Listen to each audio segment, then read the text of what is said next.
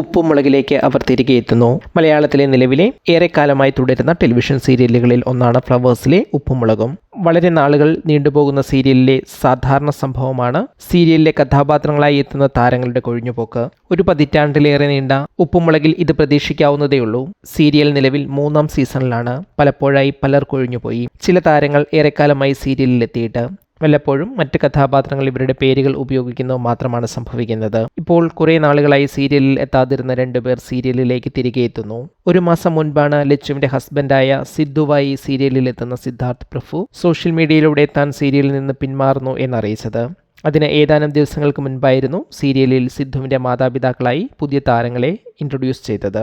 എന്നാൽ സിദ്ധു പെങ്ങളുടെ വീട്ടിൽ പോയി എന്ന രീതിയിൽ കഥ മുന്നോട്ട് പോയി. മാത്രമല്ല, ലച്ചുവിൻ്റെയും സിദ്ധുവിൻ്റെയും മകളായി സീരിയലിലെത്തുന്ന കല്ലു കുറേ നാളായി സീരിയലിലെത്തിയിട്ട് ഈ ആഴ്ച ഇവർ 2 പേരും ഒരു ഇടവേളയ്ക്ക് ശേഷം തിരികെ സീരിയലിലെത്തുന്നു.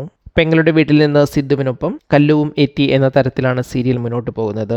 ഇതിനിടയിൽ സിദ്ധാർത്ഥ് പ്രഭു സീരിയൽ വിട്ടത് ബിഗ് ബോസിൽ എത്താനാണ് എന്ന് റൂമറുകൾ വന്നിരുന്നു. എന്നാൽ താൻ മാറി നിൽക്കുന്നത് അതിനല്ല എന്ന് സിദ്ധാർത്ഥ് പ്രഭു തന്നെ സോഷ്യൽ മീഡിയയിലൂടെ ഔദ്യോഗികമായി അറിയിച്ചിരുന്നു.